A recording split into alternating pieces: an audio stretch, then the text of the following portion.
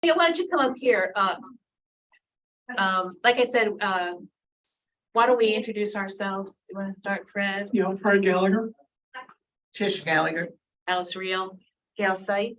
Yes, and you know Jeff is here and Suzanne is here and Mr. and Mrs. Couch is here, is that right? And the Chris Bill Gross is here.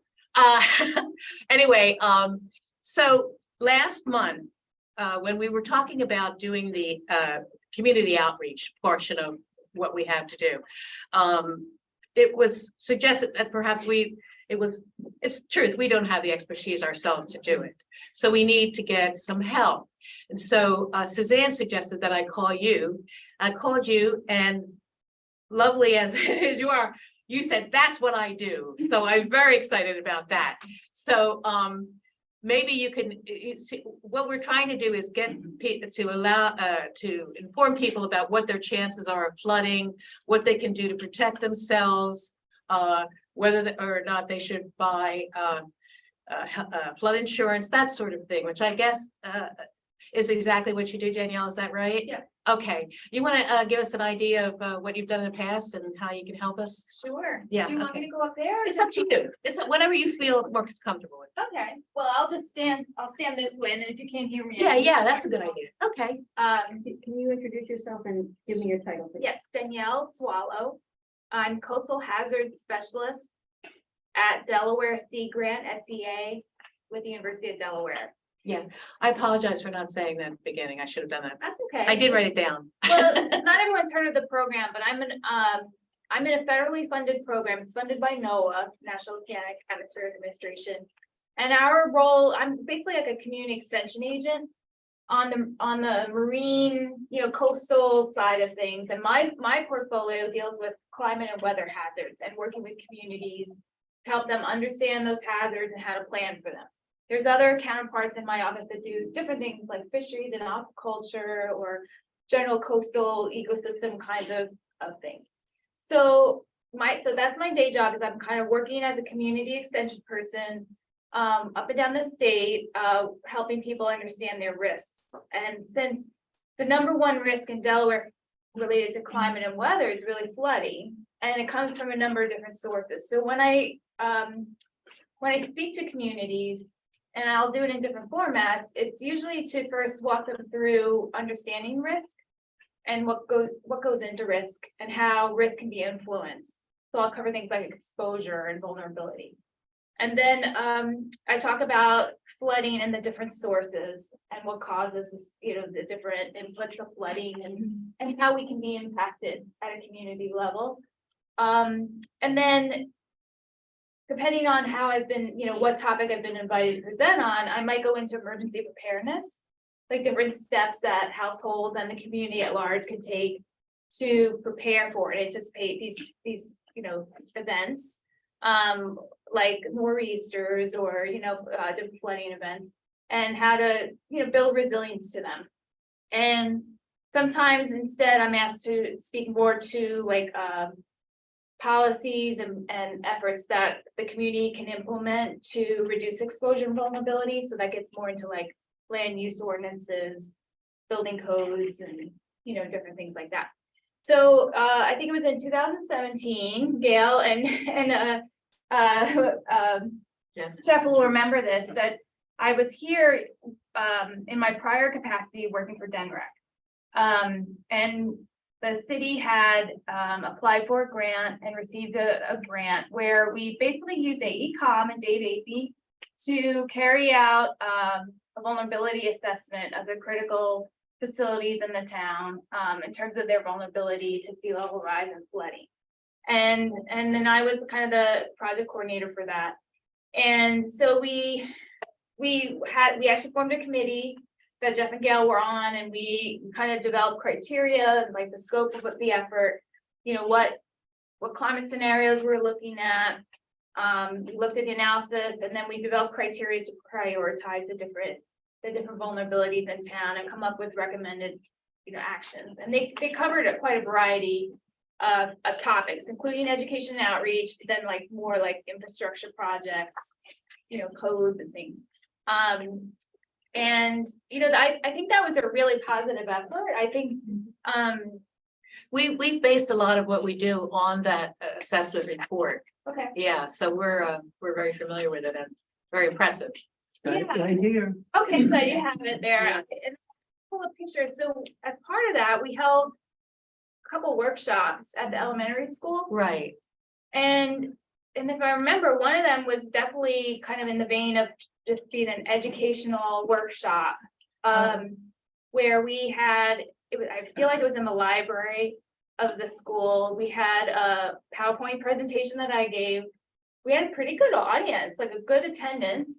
And then we had out in the hallways, we had printed out maps of the floodplain, and folks could come and look up their, look for their address, and we had people to help interpret the maps. And I think we were also gathering input from the community at the time for our vulnerability assessment. But, that's certainly one direction you could go in, and it's sort of like an outreach, kind of workshop, but Yeah, I think that's we're looking toward the educational part of it more than the feedback, although feedback is always good. We're trying to let people know exactly what the situation is and how they can approach it and what they can do or how they can avoid or get out of town, whatever you need to do if such a flood happens, I guess. So it's wonderful that you're so familiar with our community too. That really helps, I think, So I guess the question is, how soon could something like this be put together, do you think? And what do we need to do to help you to get, to the point where you feel comfortable to do something like that? Or should we invite other people to help you, or how does that work? yeah, well, I guess I may have a couple questions for you, and then I'm happy to kind of brainstorm answer. Like, Okay. Are you interested in a workshop like that where we're setting a date and getting a room and inviting people, and then I'm speaking, and maybe we might have someone else as well to speak? Is that kind of a format you're looking for in terms of the educational? Well, it is. Is there an alternative? I think one of the questions would be, I do remember good attendance last time. But it's been 5 years, so I don't know whether folks would be like, oh, I've already been to one. I Or, think we have a lot of new people in town and, there's been new building. I think that kind of stuff can't be repeated enough. yeah, okay, that's good. And then I guess, I know obviously different folks within town, some are gonna be more vulnerable to flood events than others, partly due to their proximity and physical location, but it could also socially, just their stage in life, their economic situation, whatever it be. There's folks that may be more vulnerable, and I'm curious, how we could involve them and get them involved in, coming to the event, or Well, is it helpful? we've had discussions about whether or not we should have just one, large one, or should go to the communities that are most vulnerable. And in general, people thought one was better. I don't know. I kind of think if you go to, let's say, Buttonwood, and then you go, to, I don't know, where Van Dyke Village has some problems too, but maybe not so many, or to the historic district, that kind of thing. That there might be more relevance to the individual, but that's just my opinion, but it wasn't shared by majority, I would say. But I would say in general, there's a lot of interest in flooding. I mean, if you don't live on the river, you live close to the river, or you're in Van Dyke Village, which floods when the river floods as well. There's just a lot of general interest. And what I remember about the workshop was you did do presentations kind of in a back room, but there were also stations out front with maps, and there are lots of people. Oh, that's where I live. And, just looking and understanding the maps. And I remember we had Bob Scarborough. Yeah. And he was talking about the insurance programs and the ratings, and we could also have Jeff because he understands that. But you could also have stations out front, and maybe that's a good first, because it has been years now. And then there could be follow-up in smaller groups in individual communities. But I think that would be a good first step. And you could have stations so that people could, pinpoint where they live and what their, Well, vulnerability. there's actually a computer program now, which I don't know whether existed in 2017, where you can put your address in and it'll show you exactly, I mean, like I saw my house and it told me what our level was. Yeah, that's great. So we could have some computers, to take a look at something Danielle? like that. Do you have any sense of whether or not a meeting is close to a community, in the community, whether that increases the attendance? Do you have any idea? Any Whether, sense? well, if it's in the community, that's always gonna improve attendance versus like where people have to travel, do that. No, I mean, like if you, let's say you were in a neighborhood that is vulnerable, you had a meeting in that neighborhood rather than a general meeting, I don't know, I'm just saying, do you have any sense of, do people go to that general meeting? I think it depends, honestly, on your demographics. I'll say, like, let's say older adults, some of whom may not feel comfortable going out at dark. So if it's in the evening, maybe they're not comfortable driving, or they don't have the transportation. There might be others that, might have transportation issues, but I mean, I think as a whole, you'll get a decent amount of folks, but will you get the most vulnerable folks? That's kind of what I'm asking is, will you be getting your most vulnerable folks? Or are there ways we can creatively figure out how to offer transportation or kind of other incentives that encourage them to come out and food, to the public event? That's what I was wondering, like Do sometimes you feeding. have any people help. suggestions for incentives? Well, food. Food, yeah, food.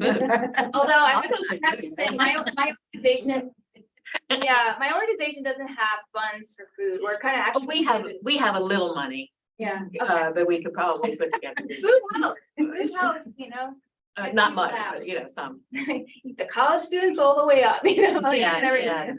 yeah.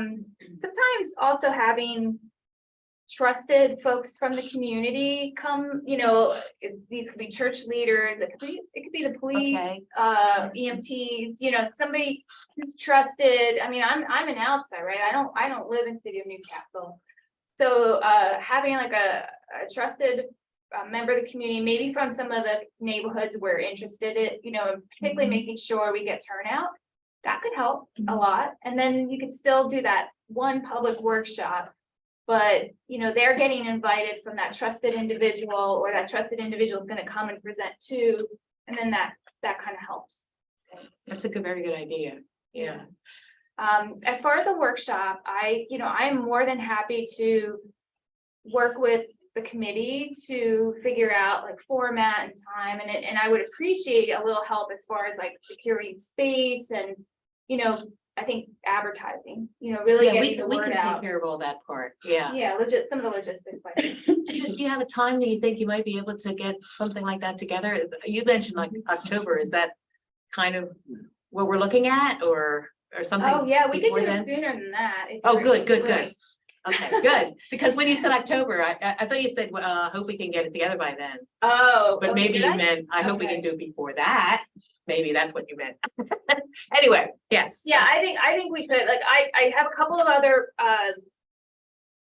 big projects that involve big workshops, and I'm waiting to see when one is being planned for late April. So normally I'd say we could look at late April, but I want to wait and see where that date falls. Okay. But we could maybe look at May or sometime in the summer. Yeah, That would May be, would be great, I think. Yeah. If we could do that. We do have a limited time period that that we just extended it a little bit, but so if we could take care of some of this stuff, that would be excellent. yeah, Maybe you could give us an idea of what your schedule looks like. You'll know soon about the other one, or yeah. does that matter if we do it in May then? I think as long as I'm just scheduling myself, so I'm not like doing the same Right, thing, right, the two yeah. big workshops in the same week. Will we have any information from the PIFR by then? Yes, we will. Yes, because they have to finish it by April 23rd. But then how long do they have to Well, they have the report. write it up and? Well, do no, it? the report has to be submitted by April 23rd. Okay, So, what we're applying for, some funding from the Department of Agriculture, Natural Resources, Natural Resources Conservation Service. We're in the middle of that right now, so we'll know by then whether or not we could going forward with that too. So that'll be good to announce if it's good news. That's related to the dikes in town, that's the. Okay. Yeah, so, Okay. yeah, Mr. and Mrs. Couch, do you have anything to ask or to say, or do you have anything you think about? Does it? Good. Representative from the East community who knows who lives in the community, Right, you know, yeah, to kind of get them kind of. yeah, going that's a great interested. suggestion, yeah. Yeah. That'd be That great, was great. yeah. Mhm. That's And- wonderful. And, you know, even hearing from your communities ahead of time would help me, know what's, what are you hearing as the chief concerns or questions that might get raised and that can help me prepare. One of the things I would want to hand out, and I'm sorry, I brought one copy, which we could just pass around, but we have now these homeowner handbooks. They're good for, I think, folks that rent as well. I think these are including some of the history of major events in our state, but what our vulnerabilities are, and then ways to retrofit a house, safeguard your property, emergency preparedness tips, like what's in a emergency supply kit. Who puts that out? My office. Oh, he does? Okay. Yeah, I basically wrote that with partners Oh, congratulations. and we can give a copy to everyone.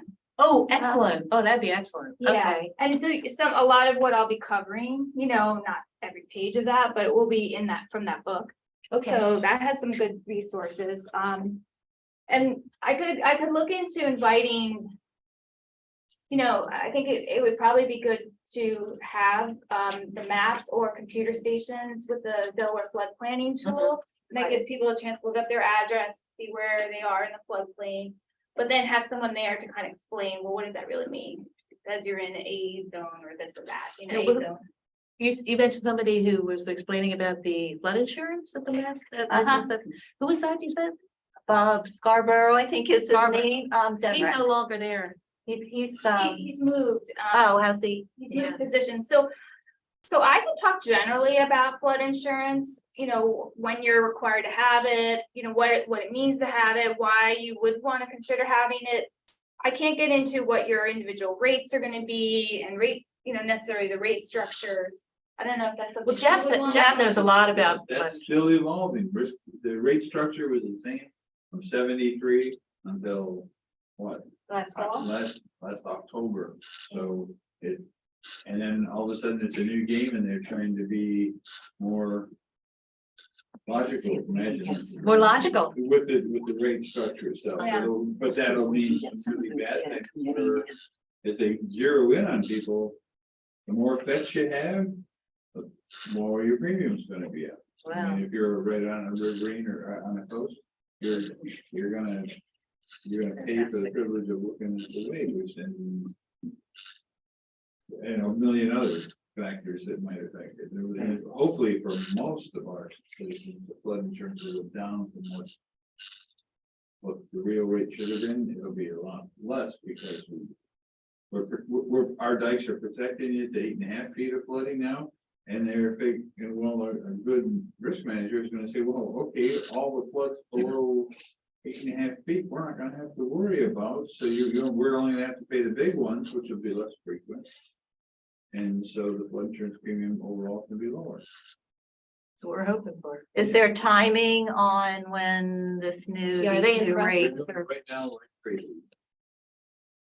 And we're just gonna see a couple of new homes come out with some really great things. Yeah, So, so I mean, Jeff is a resource. Yeah, he is. do you feel comfortable like answering some of the wild card questions we might get on that? Yeah.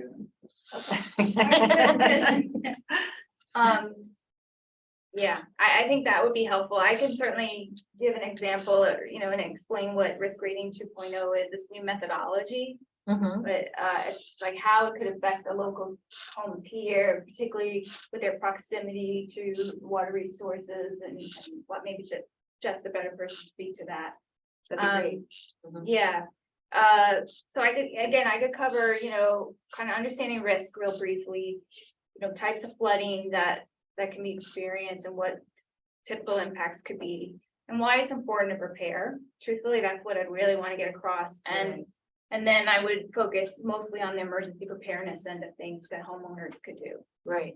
Um, So evacuation routes, Jeff, would that be something that that you should speak of, or are you? I can you know, speak you to that. Yeah, in fact, Just to, the bottom end, the Yeah. worst come to worst kind of thing. I could even potentially, depending on when we plan this, the state's rolling out new evacuation zones. And they're not massively different, but there's some adjustments, and they're gonna be launching a new website called Know Your Zone. If we time this right, I have a meeting later this week with DEMA, our emergency management friend. I can find out the timing, but that might be pretty opportune. Yeah, that'd be Talk great. about Know Your Zone. Hey, the more information we have that we can, give to people, the better, Yeah. so they're all prepared. And I can definitely bring handouts. So it sounds like, so I'm very conscious that we don't want to keep people too long because, Right. They're gonna kind of get saturated with a lot of information and glaze over. And so, I wouldn't want to speak for more than 40 minutes, 45. Does that sound reasonable? And then, and leave time for questions and, we can have more time like just there, and then we could just allow people to use the hallways before and after to look up the flood planning. Right. Information, like Yeah. the flood thing information. Then maybe altogether it's like an hour and a half, max. Okay. And then you can maybe tell me, is evening, I think we did it in the evening, if I'm We remembering. did. So is that still? Weeknight, Yeah, probably a weeknight, right? Maybe like a Yeah. Thursday or a Wednesday, something like Yeah. that. Is that still like a good bet? Yeah, Yeah. when you were speaking of older people not liking to come out at night, I was wondering if perhaps maybe an abbreviated version could be done some afternoon at the senior center. Do people still gather there? I understand they don't serve a hot meal any longer.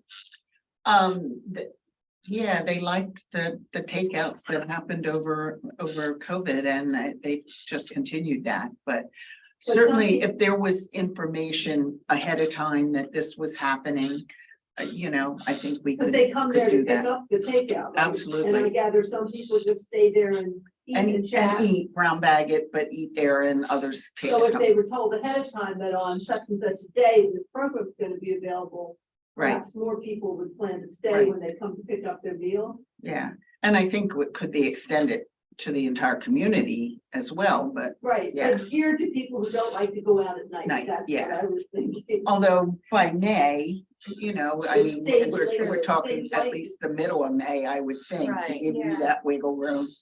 Danielle, then it's light till what, 8:30? Yeah. We could do something at 6 or, Yeah, Yeah, that's true. That would solve that You know, problem. older people. But, leave, it's still- eat at but 4:30 still. anyway, right?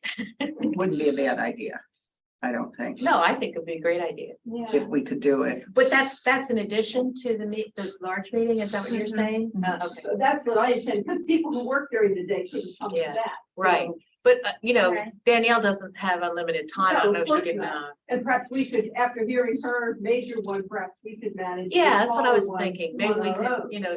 sort of crib off of what you said to let those Does- people know. The who- senior center could offer transportation potentially. Do they have like a van? Mhm. So they could also organize that where they're advertising it through their membership or in their community and then offer transportation. That's an idea too. Mhm. But Right. yeah, I mean, I think, yeah, it's obviously a little easier to just, for me to have one workshop, but if it was like, we saw a need for multiple conversations, I would almost want to try to do it on the same day. Just so I'm not. Yeah, up I to- see what you're saying. I'm an hour and 40 minutes away. I know you are. Yeah. God bless you for being here. So you mean do the senior center in the afternoon, mid-afternoon or early afternoon, and Yeah, Maybe like 2 o'clock or something like that. but then I also don't What time wanna, do they go for the takeout? I don't wanna That's depress the amount of folks that turn out to the meeting. So I don't know. That's the other thing I was concerned about. Yeah. I don't know. I think all of you have a better feel for that.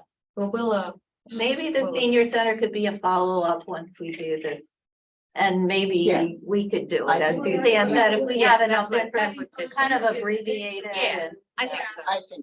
I think. And we we'll could have, do it you'll that have, way. we'll have your handouts and things like And you that. could record it. There you go. You I could, mean, yeah. that's the other thing, I don't know if we're thinking about doing it at the elementary school, and I don't remember enough about there, but I felt like they had some good AV stuff, like, could we record it? Sure, Mhm. I'm sure we could. Sure, we can Yeah. figure that out. Yeah, Yeah. absolutely. That could work too. Yeah, absolutely. And then, do you think that we could invite one of the emergency responders? Absolutely. We have an emergency responder on our task force, so he's not here tonight, but. He or she's just been voluntold, like, you know, like. Huh? No, that would be, I think that's always helpful, because, I mean, they're seen usually as the authority on what to do in an emergency. Right, And I found that to be helpful when I'm talking, and just have someone else there to come in and address some other things I may have left out, or to really speak from experience. more than Right. anything. good idea. Yeah, but if there's another trusted member of the community, by all means, I'm open to sharing the podium with others. Whatever helps people feel comfortable and willing to turn out, I think that's the goal. Okay. Does anybody have any questions for Danielle or any other comments? The follow-up from this meeting is, will you be? Right, yeah, communicating with well, we're gonna Danielle? find out exactly when Danielle is available, Right, and as soon as that is taken care of, then we'll talk about where and, where we can get the whole thing together, but, you're not gonna know that for, some time. right? Yeah, if you give me about a week or so. I Oh, should just a have- week, okay. Yeah, I should be able to I have a couple of meetings coming up where I think those things are getting ironed out. And then, again, going back to some of the neighborhoods like Buttonwood and stuff, how would we ensure that we can kind of encourage folks to come out? They're some of the more vulnerable communities, right, from flooding. The Van Dyke Village, right, Well, I think our task force, we have pretty good representation from the different communities. Well, we don't have anybody from Buttonwood then. Where's Sandra from? I don't. Right square. Yeah, yeah. But Right on the edge She's there. right on the edge of Right. Buttonwood. Yeah. But there are some pastors, I think, that would be interested in probably helping us, to approach people, I think. Don't you think, Mr. Couch, is that right? Or, That would be helpful. yeah, Matter of fact, I do know one in Buttonwood, back in yeah, contact. with All okay, right, good. Buttonwood. yeah, And Yeah. we don't have any problem with writing everyone, at least everyone in the floodplain, a letter. That's right. Individually Inviting to a meeting, with right, their name inserted. yes, That's sometimes, a good idea, Jen. sometimes towns will send out a notice with the utility bill. We could do that too, but Yeah. there's a first class letter usually. It It does, doesn't it? Doesn't cost us a right, buck a piece to mail them out. right. There's just not that many. Whether we want to mail them to the whole town, I just probably think maybe we just mail the people that are more likely to be impacted by the flooding. Well, I think the first class letter maybe could go out to people who are actually affected by it, and then we'll do a lot more advertising for everybody else. Everybody- Yeah, Because the point that you made earlier, it's not just flooding from the river sometimes that causes issues. But the other kinds of flooding, either from the rains or from the streams or from just drainage and Yeah, those kinds of things. And some of that can affect other communities, but might not it's true. necessarily show up on the floodplain. right. Yeah, Absolutely, yeah, yeah. absolutely. Yeah, I was asking Jeff this, like, have you had in recent memory, like in the last 2 or 3 years, flood events that you remember in town, even localized? Yeah, Mhm. not, catastrophic or anything, but yes, we do. We have flooding on it, pretty regularly, actually, especially like on the Strand, and in Battery Park is, Yeah, the September, not last September, but the September before, I think there was river flooding that came up over parts of the Strand, Was Yeah, that from yes, Ida? right. Yeah, Yeah. probably, yeah. Yeah, it's on Remnants the of Strand. Hurricane Ida came and really tortured Wilmington, northeast, the Brandywine overflowed, and so a Mhm. lot of the precipitation that fell in Pennsylvania came downriver. Yeah, that I mean, is- there were logs and lots of debris Yeah. on that dirt road that's the Strand extension kind of. No, we had all of that on Yeah. the Strand. And then this winter, one of the, I guess it was a nor'easter, came over the banks and then it froze immediately. So our neighbors were actually out ice skating in their backyard, in their backyard from river water that froze before it receded. Ah. Yeah, okay. So yes, it happens I regularly. hate to say it, but that helps as far as getting interest in attending these events, right? When you've had something a little more recent. Okay, yeah. So Danielle, would it be possible for us to get copies of this like sooner than the meeting? Because this looks really interesting and something that we should probably. Yes, take I can send you a PDF. Hmm? I can send you a PDF. Okay, I'm gonna write myself a note so I don't forget. well, a PDF is fine, but. Electronic, and then, I mean, these are in boxes, so I can bring boxes up with me for the workshop, but if you want me to ship you something. So that's all sooner- right. Don't worry about that for now, I guess. I don't know. PDF would be great. You want to PDF is keep a fine. copy? I'll take my notes out. Oh, no, no, Cause I no. have a lot. No, Danielle, please, that's okay. You got the notes, please. That's okay. Did you want to see this? Thank you. Okay. All right, so I think so you can let me know like in a week, Mhm. what your schedule looks like. And then we'll, through emails and things, we will, pick a date and try to find a location, get ready for it. So, Yeah. and sort of make a plan about how we're gonna advertise it and that kind of thing. But I think we've got a really good, basis right now and I thank you so much, Danielle. This is really, really helpful. Yeah, no, Really I'd be appreciate happy to We help. appreciate you coming up. Yeah. Really. Good, I'm happy Coming to from the help. shore. Well, it worked out and, Yeah, actually I started off in Dover today, so that was all. good. okay. So do you Are- have any other questions for me that I didn't Anybody answer? in the audience have a question? No?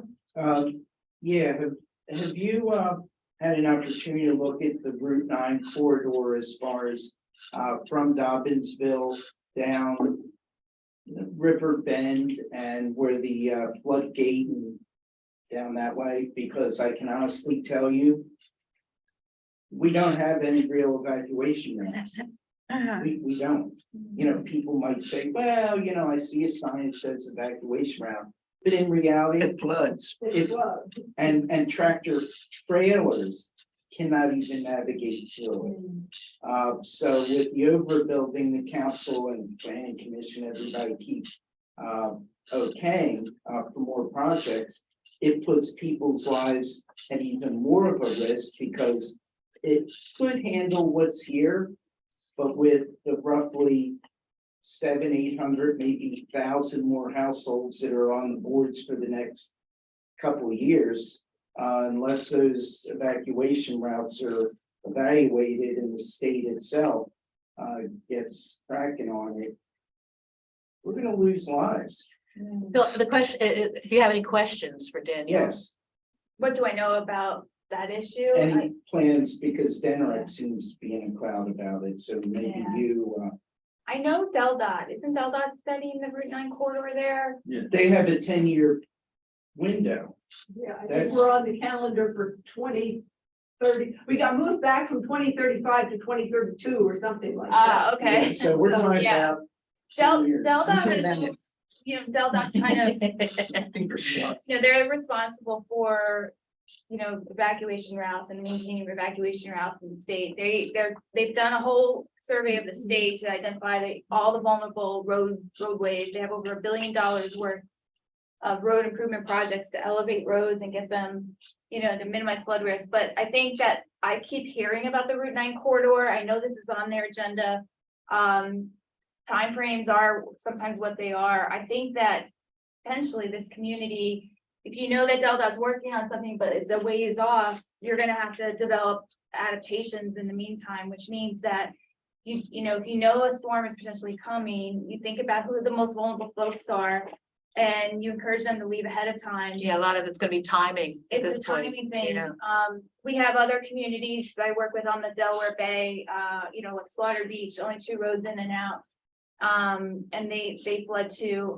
And so it's, when you live in communities like this, you have to kind of adapt to that situation and you have to be very proactive and getting down ahead of time or making sure you have a good shelter in place plan, but you know. Yeah, that's sometimes one of the it's reasons tricky. why we wanted to do more community outreach to make people more aware, of the presence of the possibility of Yeah. flooding and what they can do about it. Yeah, I mean, the odds are that in most communities, you're not gonna be able to mitigate all of the risks. You're Right. gonna have to learn to live with some of it and then try to reduce the risks as much as you can. But for what you can't reduce, you're gonna have to adapt and come up with Right. innovative ways to kind of work around your constraints. Danielle, thank you so much for coming. I really appreciate it and coming all this way. It means a lot to us.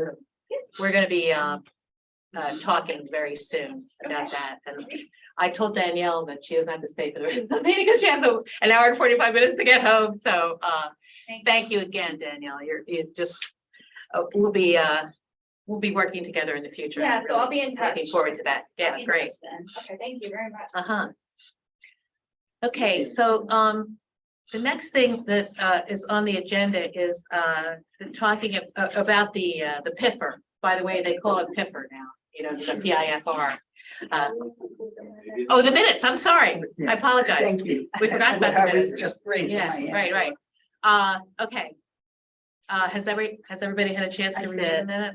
Okay. Does anybody have any corrections? I just had one correction, Kathy. Anna Wick is WIK. It's under miscellaneous. The book by Anna Wick. WIK, Not CK. okay. That's all I saw. Anybody else? You don't pay that on. Oh, page 1-3, on third paragraph under miscellaneous. Thank you. Okay, so are we ready to approve the minutes as amended by that change? All those in favor? Aye. All right. Okay, approved. Sorry about that. So now we're going to go to the PIFR.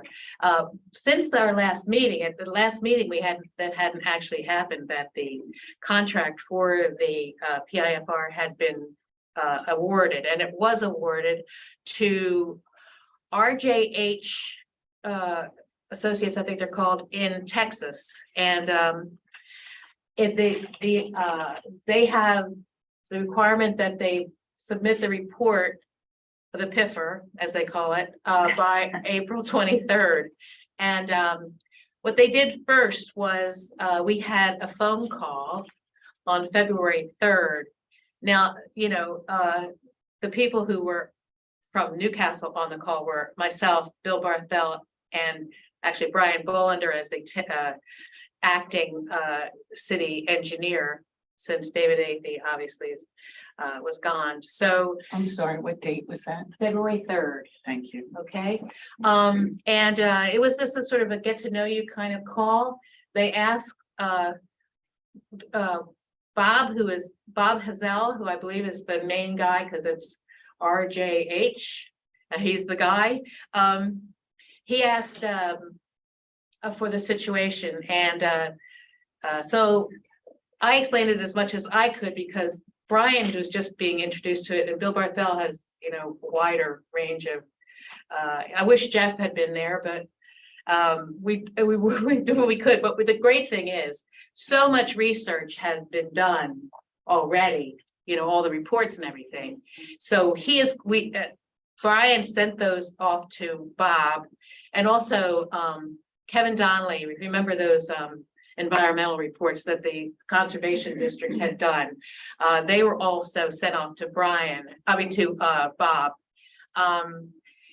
So what we discussed was what we were looking for, and I said, well, we had these 4 dikes, and we had some. They were not quite up to FEMA's current level of vulnerability. So also we had areas between, like the Strand and Buttonwood and other areas that also needed more protection. And I also mentioned that we had runoff from other communities, stormwater that was in certain instances was staying in the community, causing flooding.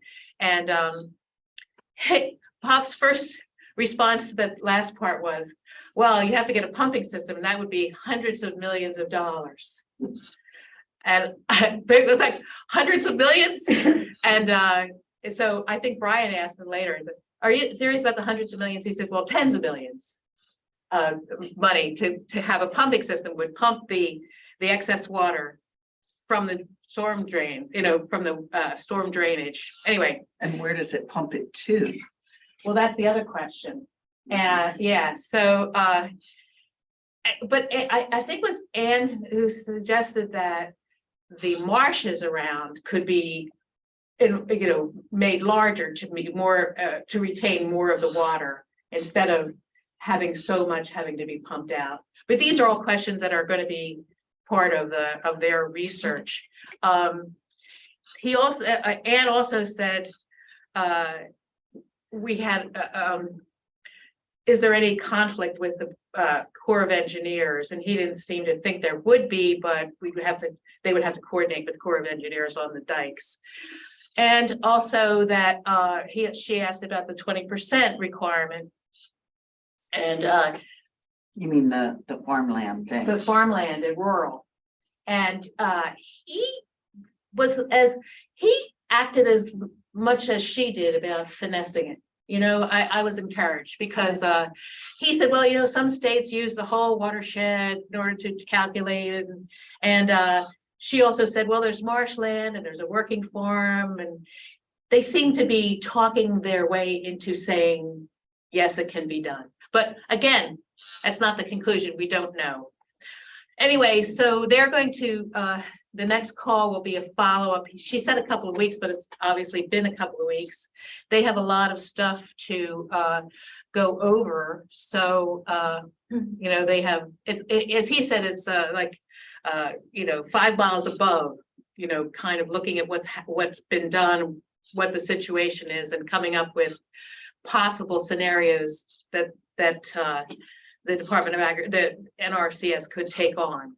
And so that's the question. I haven't heard back from him, or I don't think anybody has heard back from him yet. But the deadline is April 23rd. He has to have the report in by Are then. they even going to come here? No.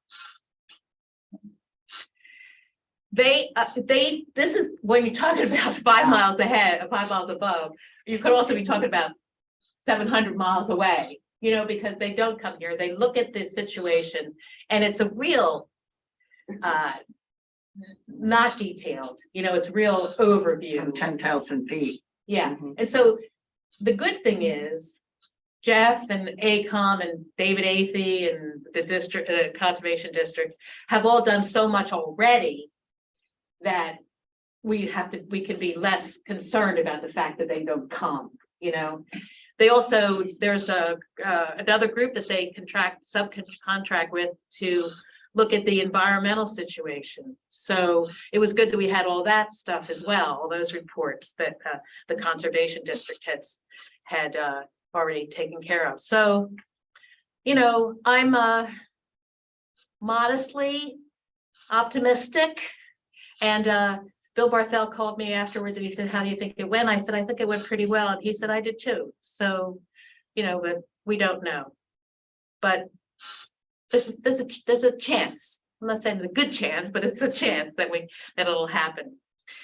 So after, I mentioned this at the last meeting too, I think, or maybe I just mentioned it to some people passing that since it's a federal program, I wondered if we should contact our congressional representatives.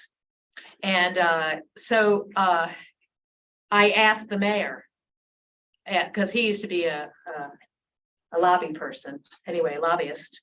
So I asked the mayor if he thought we should do that, thinking that maybe he would take that on. He did not, but he said we should do that. So I emailed all of the senators and to Lisa Blunt Rochester.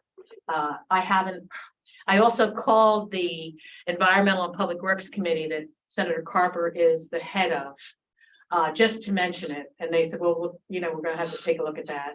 I don't know what they can do, but I don't think it doesn't hurt to have some awareness, on their part.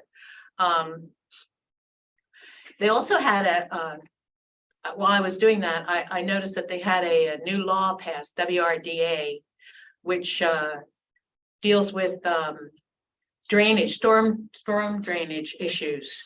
So if in the future we don't get this, but we need to address the storm drainage, this it's called the WDRA, was just passed in December, and they haven't really allocated the money for it yet, but it looks like the law itself says that there will be $30 million per county in Delaware. So that's something we might want to take a look at. Yeah, Did you say WRDA Yeah. or WDRA? WDRA. So I talked to a Mr. Kane on the Environmental Public Works Committee, and Jeff probably knows this, but I don't, so I asked a stupid question. Apparently the Army Corps also has money. I don't know, had anybody of us talked to the Corps? Because he said, well, if you have this project, you just go to the Corps office in Philadelphia with your plan, and they approve it or don't approve it, and they can allocate money toward it. But it would have to be some matching. And I said, well, matching, it might be a little problem, we're a very small community. And they said, well, there are ways that you can waive at least portions of the matching even. But we do have a little money now anyway, but so that's a possibility also, the Corps of Engineers, right, Jeff? Is that correct? Yeah. Yes. Okay.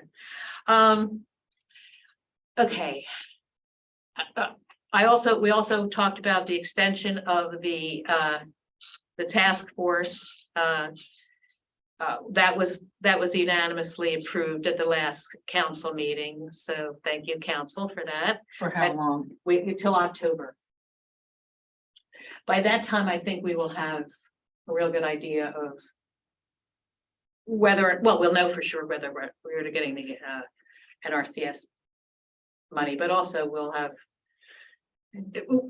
recommend, I guess, for the council at that point, other sources of funding, and maybe we'll have a really good idea where the best is.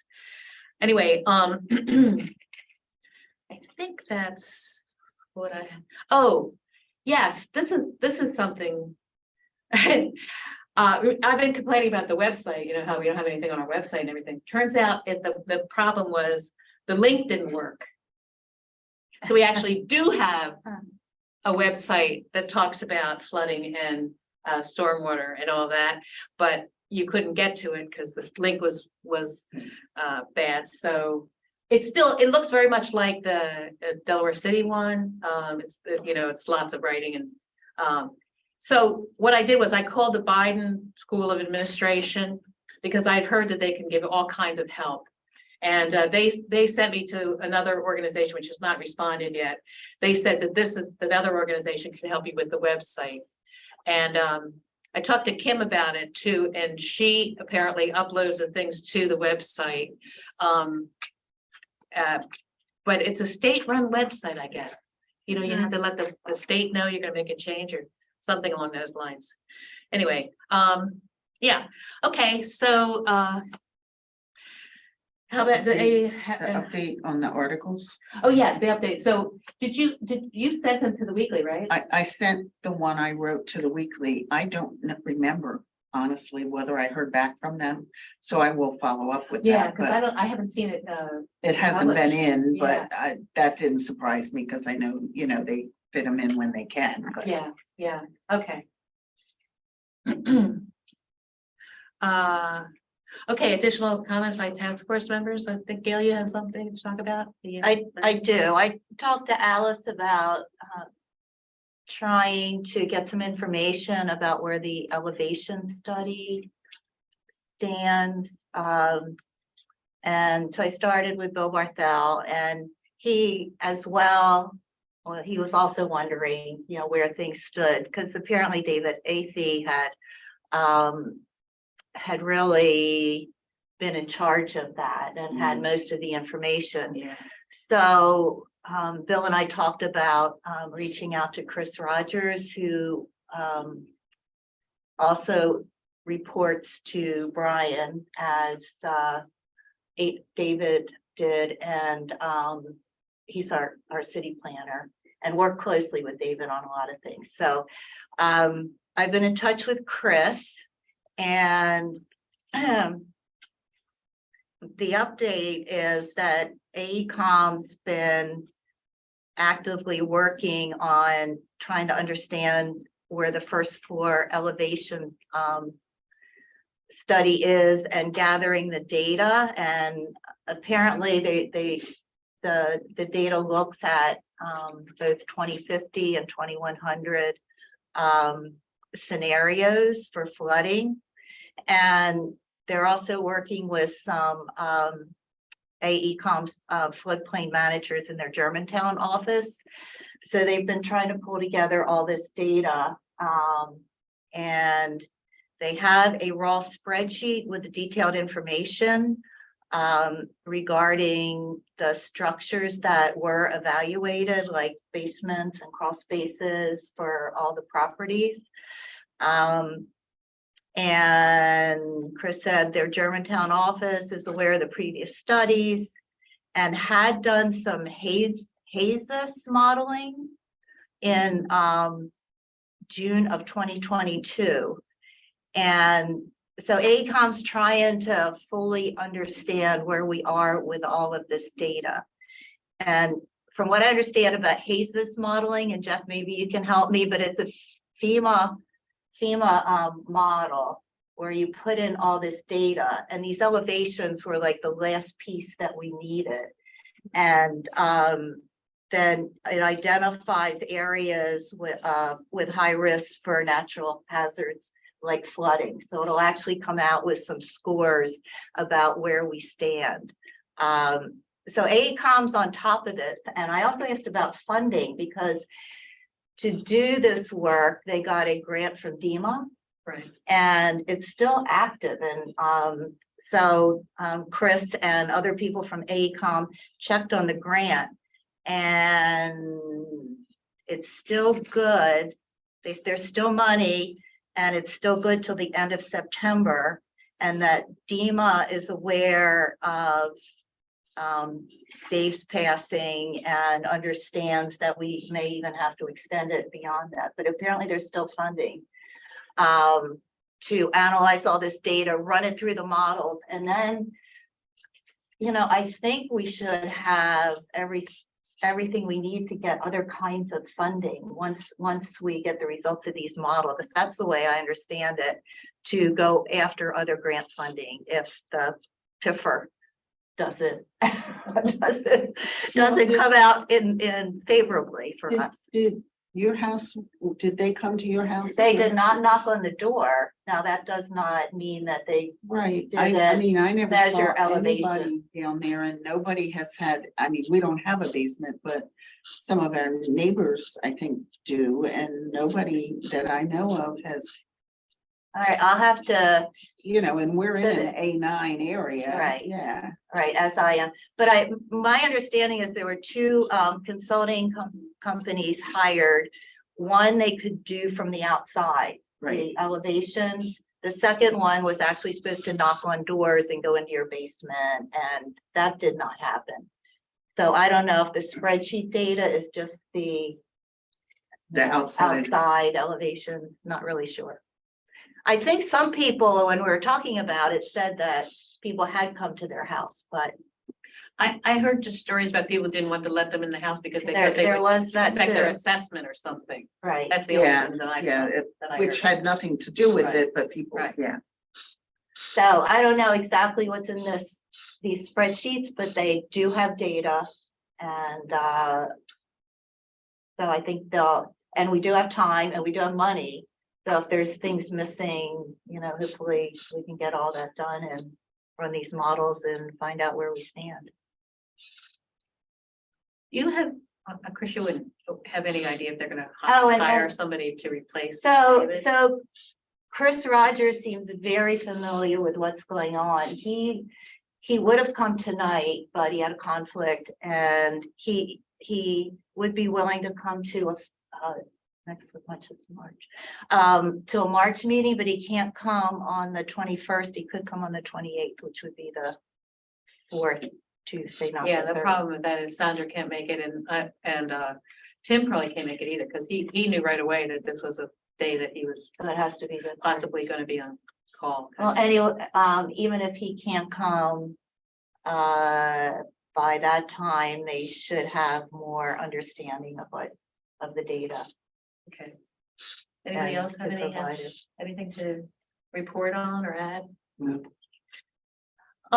So do we need to have a meeting next month then, or, we're sort of waiting here. I don't know if is that, something that we could do for a meeting next month, or should we wait till I- April? I don't know, and we can always communicate, additional knowledge by email. I don't know that we need to meet. Yeah, All right. it might depend on what we hear from Danielle, Yes, but I don't that's right. think we just assume that we have to meet Right. if we don't. Okay, well, let's leave it up in the air with the possibility that we will not have a March meeting. Unless there's, stuff that maybe Danielle needs, that we need to discuss to get to the May. It's possible that I'll have the date and everything and we could discuss what we need to get, where we should have it, that sort of thing, right? So we'll just leave it up the air until I hear from Danielle. Of course, you guys will hear immediately as soon as I hear from Danielle. Okay, public comments?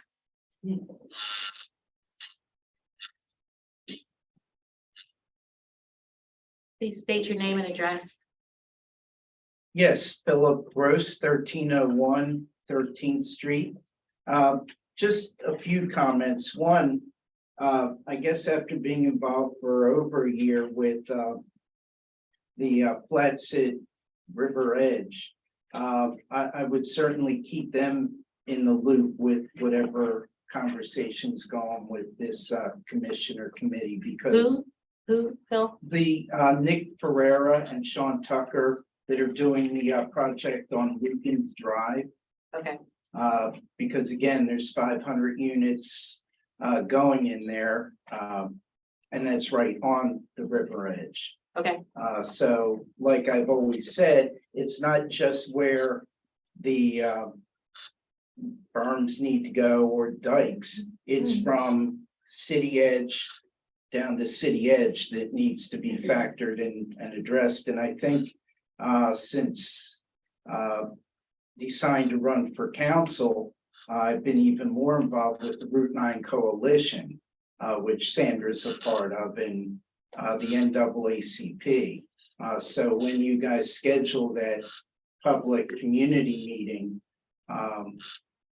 there's probably about 70 or 80 people there alone that regularly attend the different city meetings that are concerned for, flooding.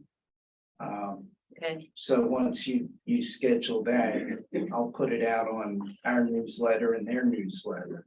okay. The other thing is with the connections that you're trying to make congressionally and, through the Senate and Dover. I would also broach the subject of, can you help push up the 10 years or 11 years of them addressing the evacuation route down by Dobbinsville and that way. And as now it seems like it's starting to back up by the right here by the police station.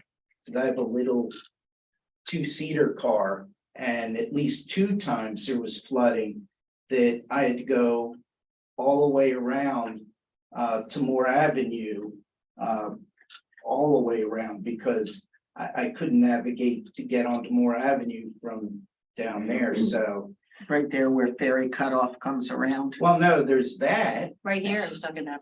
Yeah, right, at the intersection of the industrial park. and Twin here. spans, what's it called? Correct. And now with down by Ferry Cutoff, it used to kind of flood as you were coming around right to be a right. Now it's all the way across to where the company that works on trucks. I know who you're talking about, yeah. Yeah, so now it actually, so you can't like go around the puddle by the service in 3 countries. So that's even, getting worse, but. All right, Thank you for all you're doing. all right, thank you, Phil. Anybody else have any comments? Well, thank you all for coming. I really appreciate it, and we will let everybody know when and if there's a next meeting through the Wayplate and various other ways. Okay, thank you so much. All right, the meeting is adjourned. So moved. So moved. Yes, yeah, okay. Oh, sorry, yeah. Double. Oh, yeah. I was agree, yeah. I have a quick question. What's the name of that task force? So I can request that. Get out.